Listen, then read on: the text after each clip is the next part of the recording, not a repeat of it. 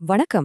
இன்னைக்கு நாம பார்க்க போற விஷயம் இந்தியாவுல இருக்கிற பல லட்சம் மாணவர்களையும் பெற்றோர்களையும் அதிர்ச்சியில் ஆழ்த்தி இருக்கிற ஒரு செய்தி. ஆமாங்க, மே 3ஆம் தேதி நடந்த நீட் யூஜி 2026 தேர்வு திடீர்னு ரத்து செய்யப்பட்டிருக்கு. இது பத்தின முழுமையான அதிகாரப்பூர்வ தகவல்களை ரொம்ப தெளிவா எந்த குழப்பமும் இல்லாம உங்களுக்கு விளக்குறதுக்காக தான் இந்த அலசல். வாங்க உள்ளே போகலாம். உங்க மனசுல இப்போ எக்கச்சக்கமான கேள்விகள் ஓடிட்டு இருக்கும்னு எனக்கு தெரியும். கவலையே வேண்டாம். இன்னைக்கு நாம குறிப்பா 4 விஷயங்களை பத்தி பார்க்க போறோம்.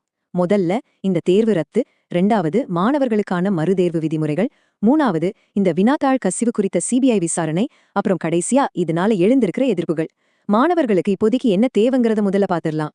சரி, விஷயத்துக்கு வருவோம். நீட் 2026 தேர்வு ரத்து. மே 3ஆம் தேதி நாடு முழுக்க நடந்த அந்த தேர்வு இப்போ அதிகாரப்பூர்வமா கேன்சல் ஆயிடுச்சு. இது சும்மா சாதாரணமான ஒரு விஷயம் கிடையாதுங்க. 22 லட்சம். இந்த நம்பரை கொஞ்சம் யோசிச்சு பாருங்க. இந்தியா முழுக்க மட்டும் இல்லாம வெளிநாடுகள்ல இருக்கிற 14 மையங்கள்லயும் சேர்த்து கிட்டத்தட்ட 2.2 மில்லியன் மருத்துவ கனவு கொண்ட மாணவர்களோட எதிர்காலம் இப்போதைக்கு ஒரு பெரிய கேள்விக்குறியா நிக்குது. இப்போ நீங்க பாக்குற இதுதான் என்டிஏ, அதாவது தேசிய தேர்வுகள் முகமை வெளியிட்ட அதிகாரப்பூர்வ செய்திக்குறிப்பு.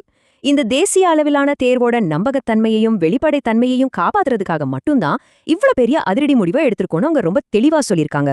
அடுத்து ரொம்ப முக்கியமான பகுதி மீதி மறுதேர்வுக்கான ரூல்ஸ் என்னென்ன. நடந்தது நடந்து போச்சு. இப்போ அடுத்து என்ன பண்றதுன்னு காத்துட்டு இருக்கிற மாணவர்களுக்கான சில நடைமுறை வழிகாட்டுதல்களை நாம கண்டிப்பா பார்த்தாகணும்.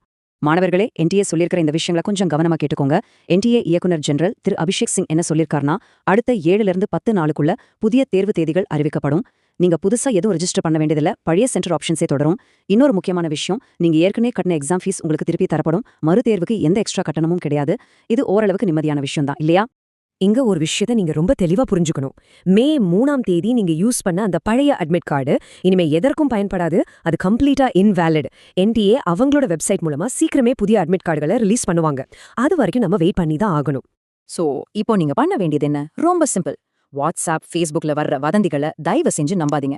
முதல்ல அதிகாரப்பூர்வ என்டிஏ அறிவிப்பு வர்ற வரைக்கும் வெயிட் பண்ணுங்க. அப்புறம் உங்களுக்கான சிட்டி இன்டிமேஷன் ஸ்லிப் வந்ததும் அதை டவுன்லோட் பண்ணுங்க. கடைசியா உங்களுக்கான புது தேர்வு மையம் போட்டிருக்கிற அந்த புது அட்மிட் கார்டை எடுத்துக்கோங்க. அவ்வளவுதான். ஓகே, மாணவர்களுக்கான அப்டேட்ஸ் எல்லாம் பார்த்தாச்சு. இப்போ பகுதி 3, வினாத்தாள் கசிவு விசாரணை. இவ்ளோ பெரிய தேர்வை ஏன் திடீர்னு ரத்து பண்ணாங்க, இது எப்படி ஆரம்பிச்சது அப்படிங்கறது எந்த சார்பும் இல்லாம நாம இப்ப பாப்போம். இது இப்படி கொஞ்சம் கொஞ்சமா பெருசாச்சுன்னு பாருங்க. மே 3ஆம் தேதி எக்ஸாம் முடியுது. ஆனா மே மாச ஆரம்பத்திலேயே ராஜஸ்தான் போலீஸோட எஸ்ஓஜி டீமுக்கு இணையத்துல ஒரு கெஸ் பேப்பர் சுத்துறதா ஒரு ரகசிய தகவல் கிடைக்குது. இந்த ஒரு சின்ன தகவல் தான் இன்னைக்கு மே 12 அன்னைக்கு எக்ஸாமே ரத்தாகி ஒட்டுமொத்த விசாரணையும் சிபிஐ கைக்கு மாறுற அளவுக்கு ஒரு பெரிய புயலை கிளப்பியிருக்கு. 410. இந்த நம்பரை கேட்டா நீங்களே ஷாக் ஆயிடுவீங்க. ராஜஸ்தான் போலீஸ் என்ன சொல்றாங்கன்னா, அந்த கெஸ்ட் பேப்பர்ல இருந்த கிட்டத்தட்ட 410 கேள்விகள் ஒரிஜினல் எக்ஸாம்ல இருந்த பயாலஜி மற்றும் கெமிஸ்ட்ரி கேள்விகளோட அப்படியே மேட்ச் ஆகிருக்கு. இவ்ளோ பெரிய ஒற்றுமை இருக்கிறதுனால தான் தேர்வே ரத்து செய்யப்பட்டிருக்கு. இந்த விஷயத்தோட சீரியஸ்னஸ் புரிஞ்சுக்கிட்டு இந்த வழக்கை இப்போ சிபிஐ கிட்ட ஒப்படைச்சிருக்காங்க. சிபிஐ உடனே எஃப்ஐஆர் போட்டு இந்த மொத்த மோசடிக்கும் மாஸ்டர் மைண்டா செயல்பட்ட ஒருத்தரை டேராடூன்ல அரெஸ்ட் பண்ணிருக்காங்க. பல மாநிலங்களுக்கு விரிவடைஞ்சிருக்கிற இந்த விசாரணையில இதுவரைக்கும் 45 பேருக்கும் மேல விசாரிக்கப்பட்டிருக்காங்க, இல்லனா காவல்ல வைக்கப்பட்டிருக்காங்க. விசாரணை ரொம்ப தீவிரமா போயிட்டு இருக்குன்னு இதுல இருந்தே தெரியுது. கடைசியா பகுதி 4, ஏமாற்றமும் எதிர்ப்பும். ஒரு பக்கம் விசாரணை நடந்துகிட்டு இருந்தாலும் வருஷக்கணக்கா கஷ்டப்பட்டு படிச்ச மாணவர்களோட நிலைமை என்ன? அவங்களோட மன உளைச்சலையும் மருத்துவ கூட்டமைப்பு எழுப்புற கேள்விகளையும் நாம கண்டிப்பா பேசிதான் ஆகணும்.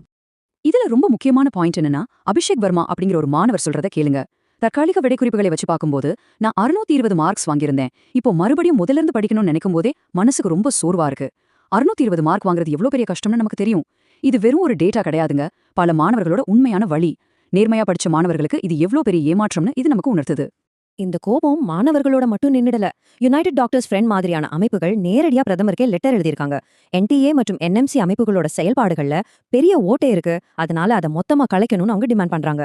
அதே போல டெல்லியில என்எஸ்யூஐ அமைப்பை சேர்ந்தவங்க முழுமையா அரசாங்க கட்டுப்பாட்டுல இருக்கிற ஒரு வெளிப்படையான சிஸ்டம் வேணும்னு போராட்டத்துல ஈடுபட்டிருக்காங்க. இந்த கோரிக்கைகளை நம்ம ரொம்ப உன்னிப்பா கவனிக்க வேண்டியிருக்கு. கடைசியா நாம எல்லோரும் சிந்திக்க வேண்டிய ஒரு முக்கியமான கேள்வி இதுதான்.